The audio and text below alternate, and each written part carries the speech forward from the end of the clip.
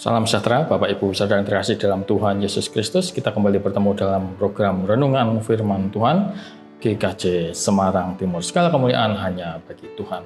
Sebelumnya marilah kita berdoa. Allah yang kami sembah dalam nama Tuhan Yesus Kristus, kembali kami datang kepada Tuhan. Kami bersyukur untuk penyertaan Tuhan, pemeliharaan Tuhan, dan berkat-berkat Tuhan yang terus kami rasakan sampai pada hari ini. Kami percaya bahwa semuanya itu boleh terjadi oleh karena kemurahan Tuhan. Dan saat ini Tuhan, kami akan belajar akan firman-Mu. Biarlah Tuhan yang akan memberikan hikmat kepada kami, sehingga kami bisa mengerti, memahami apa yang menjadi maksud kehendak Tuhan, dan dapat kami lakukan dalam kehidupan kami sehari-hari. Terima kasih Tuhan Yesus, kami menyerahkan doa ini. Hanya dalam nama Tuhan Yesus Kristus kami berdoa dan mengucapkan syukur. Amin. Bacaan firman Tuhan diambil dari Kitab Yehezkiel pasal 37 ayat 15 sampai 28. Kitab Yehezkiel pasal 37 ayat 15 sampai 28 yang demikian. Kemudian datanglah firman Tuhan kepadaku. Hai engkau anak manusia, ambillah sepotong papan dan tulis di atasnya. Untuk Yehuda dan orang-orang Israel yang bersekutu dengan dia.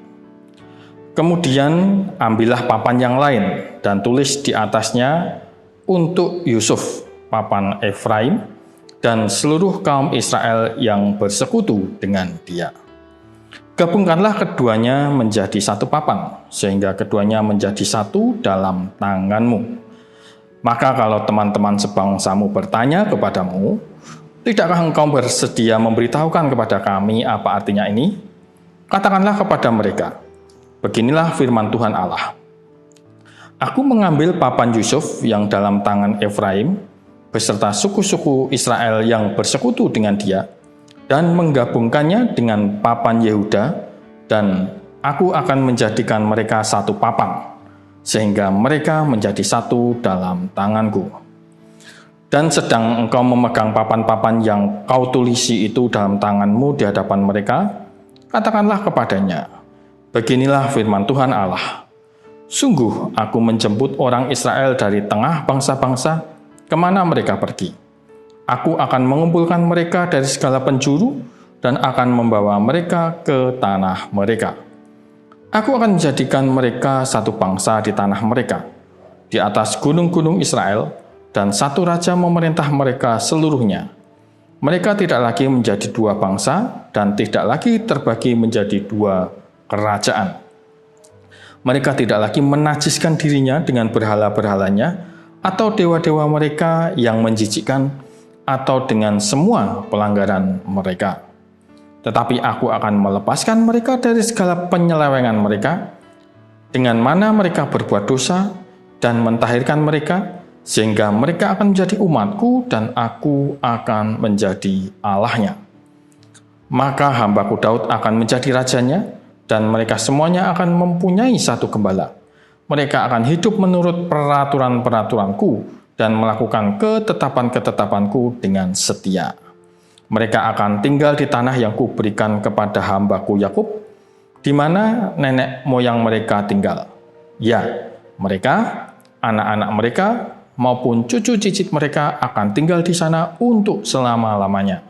Dan hambaku Daud menjadi raja mereka untuk selama-lamanya. Aku akan mengadakan perjanjian damai dengan mereka, dan itu akan menjadi perjanjian yang kekal dengan mereka. Aku akan memberkati mereka dan membuat mereka banyak, dan memberikan tempat kudusku di tengah-tengah mereka untuk selama-lamanya. Tempat kediamanku pun akan ada pada mereka, dan aku akan menjadi Allah mereka, dan mereka akan menjadi umatku.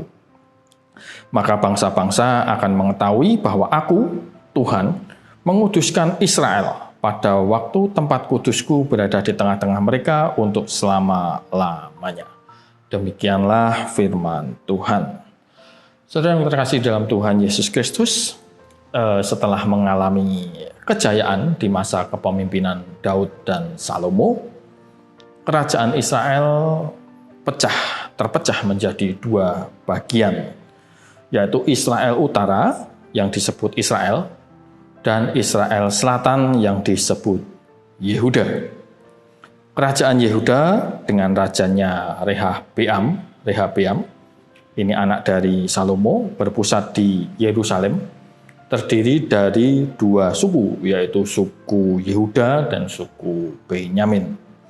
Sedangkan 10 suku Israel lainnya, sisanya, tergabung di kerajaan Israel Utara dipimpin oleh Yerobeam dengan ibu kotanya di Samaria. Pecahnya kerajaan Israel ini juga merupakan hukuman Tuhan atas dosa-dosa yang dilakukan oleh orang-orang Israel. Termasuk di dalamnya adalah Raja Salomo yang mendukung penyembahan berhala akibat pengaruh dari istri-istrinya. Kita ketahui bahwa Salomo ini memiliki banyak istri dan sebagian berasal dari bangsa-bangsa yang kafir atau tidak mengenal Allah. Karenanya Tuhan mengoyakkan kerajaan Israel menjadi dua. 1 Raja-Raja 11 ayat 11. Kerajaan Israel pecah karena umatnya melakukan pengkhianatan terhadap Tuhan dan itu merupakan kekejian di mata Tuhan. Sehingga Israel Raya tidak ada lagi. Namun sekalipun umatnya melakukan banyak dosa, melakukan kekejian, belas kasihan Tuhan tetap ada untuk umatnya ini. Tuhan tetap menjaga kesetiaannya terhadap perjanjiannya. Sekalipun perjanjian itu telah dilanggar oleh umatnya, Tuhan tidak pernah menarik kembali kasih setianya.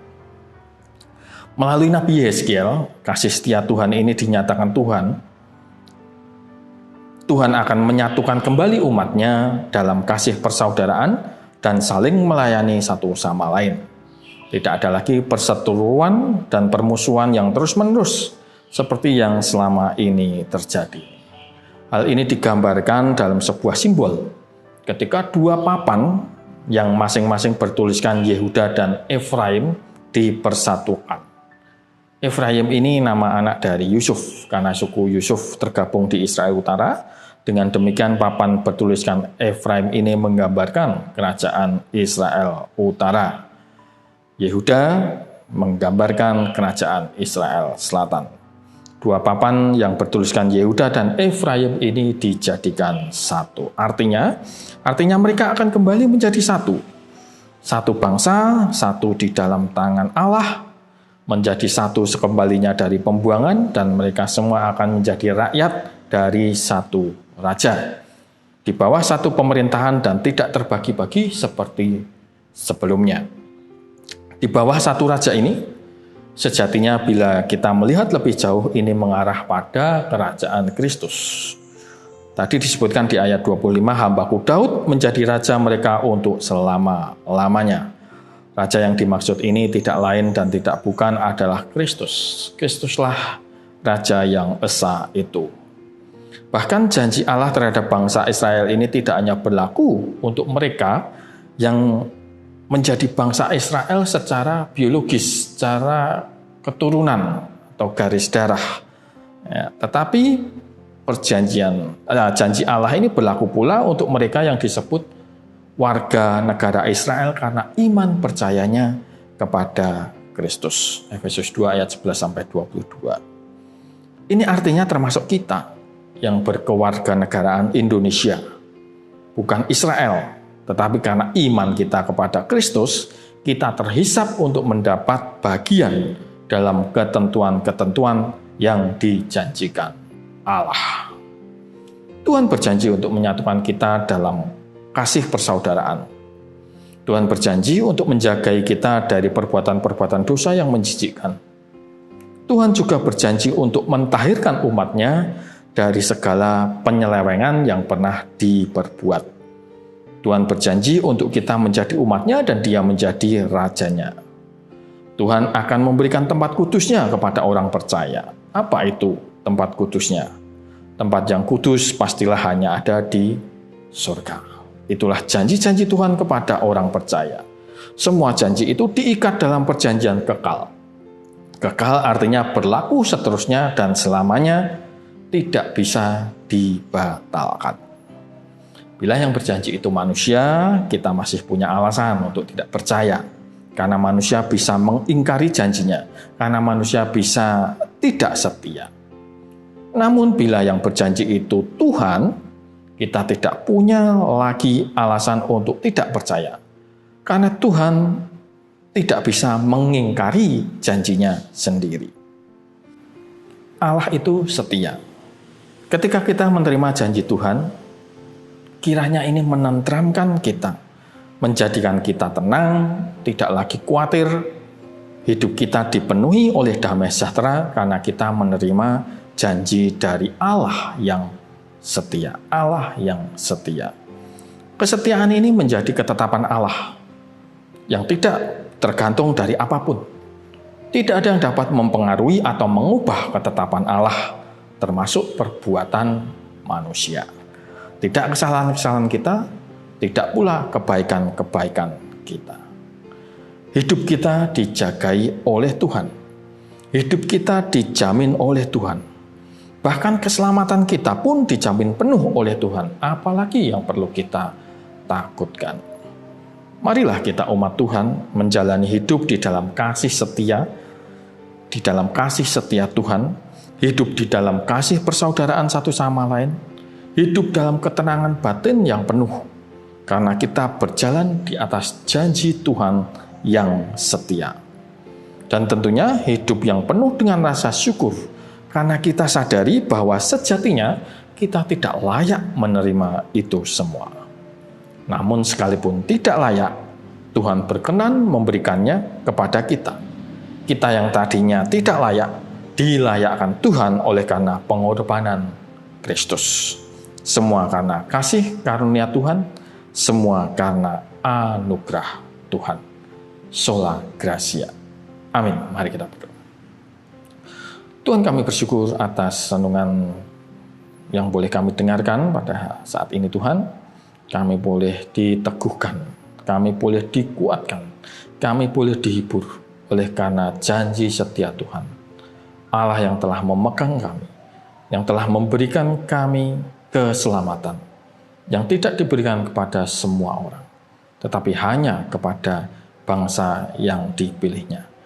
Kami adalah bangsa Israel yang dibenarkan oleh karena iman percaya kami kepada Kristus. Sekalipun kami bukan bangsa Israel secara biologis, namun kami boleh menerima janji-janji Tuhan. Kiranya ini menghiburkan kami, kiranya ini menguatkan kami, dan semakin kami mengasihi Tuhan, semakin kami mencintai Tuhan, dan kami boleh semakin memuliakan Tuhan melalui perbuatan-perbuatan di dalam kehidupan kami. Perbuatan yang memuliakan nama Tuhan. Terima kasih Tuhan Yesus, kami menyerahkan doa ini. Hanya di dalam nama-Mu kami telah berdoa dan ucapkan syukur. Amin. Demikian renungan firman Tuhan pada hari ini. Kita kembali dalam renungan berikutnya. Salam sejahtera untuk kita semua. Tuhan memberkati.